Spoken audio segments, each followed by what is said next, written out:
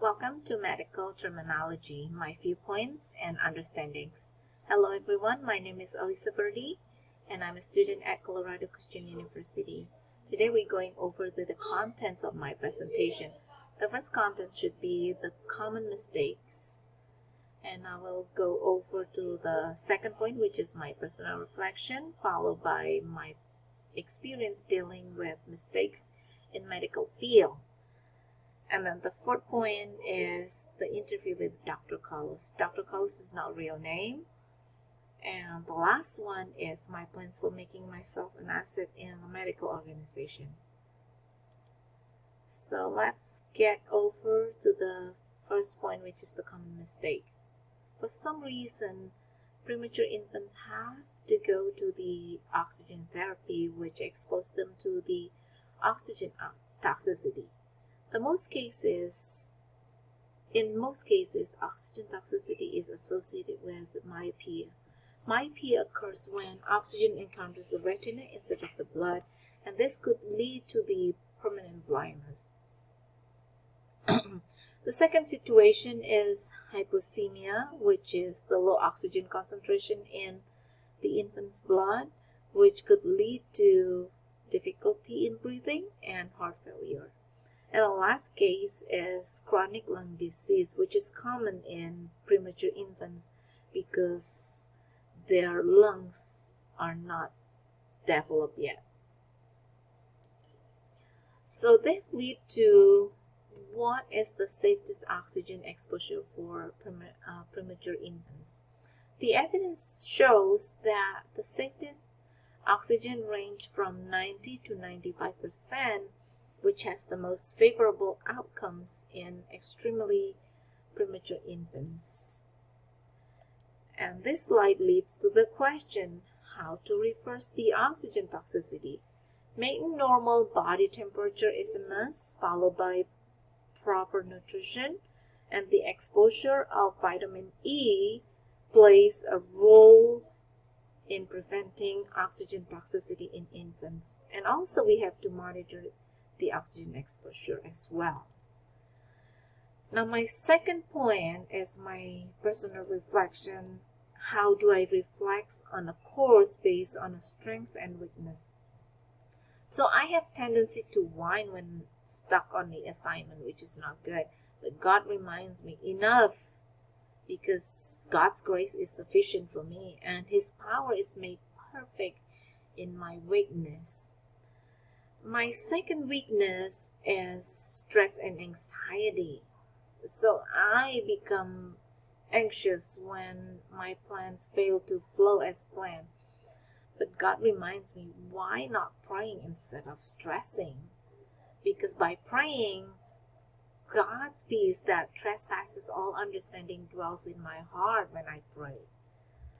And it leads to the next step, which is the process to go through. It's not easy. There will be suffering, but the suffering produces perseverance character, and the character's hope. And at the end, I can say that I can do all things through God who gives me strength every day. And my last point is making decision without second guessing, which involves perception and assumption.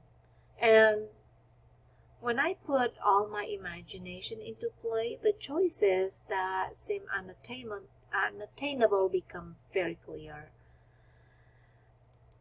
And it leads to the next point, which is how to experience and dealing with mistakes in medical field.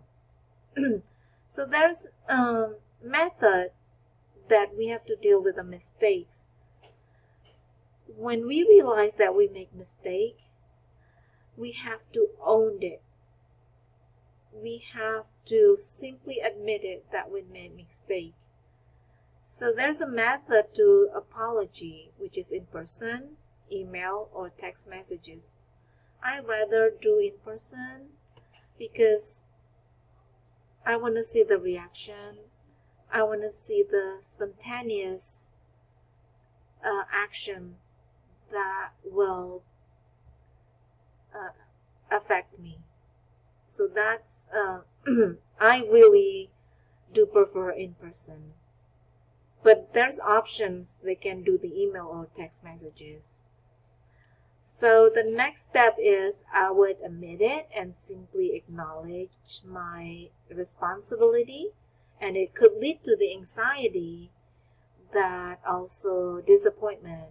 But when I admitted my mistake, this enables me to be at peace.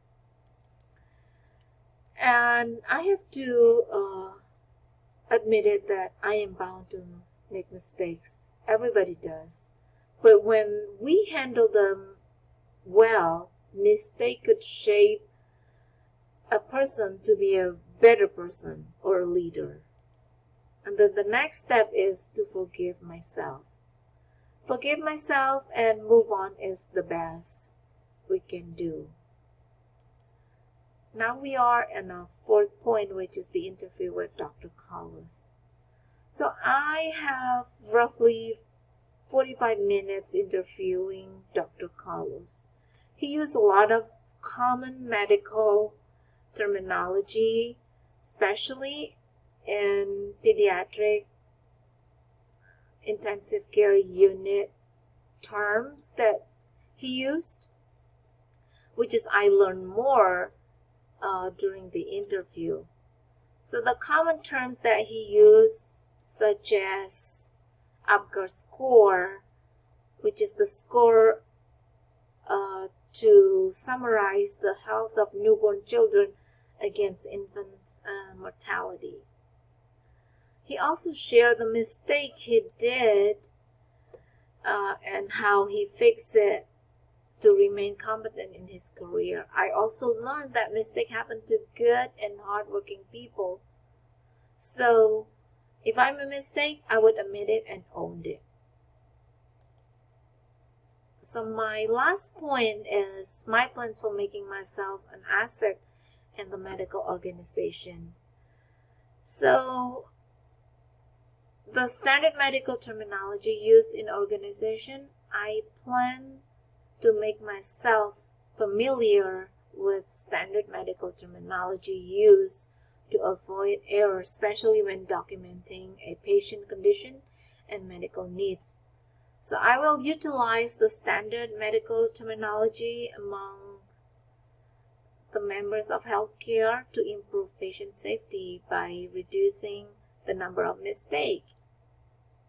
The second plan is deliberating cultural shift from blame to safety. So I plan to create an ethic, education, and training to shift culture of blame to culture of safety. By deliberating cultural shift from blame to safety, it can improve accountability in healthcare.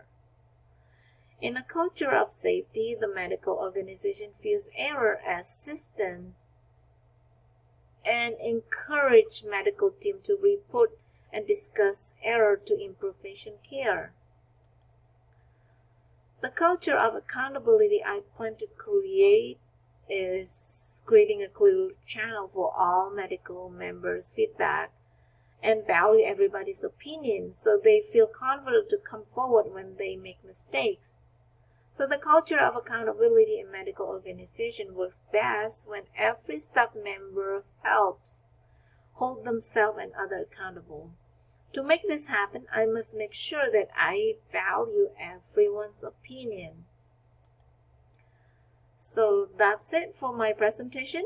Thank you for joining my presentation, and I hope everybody have a nice day. Bye-bye.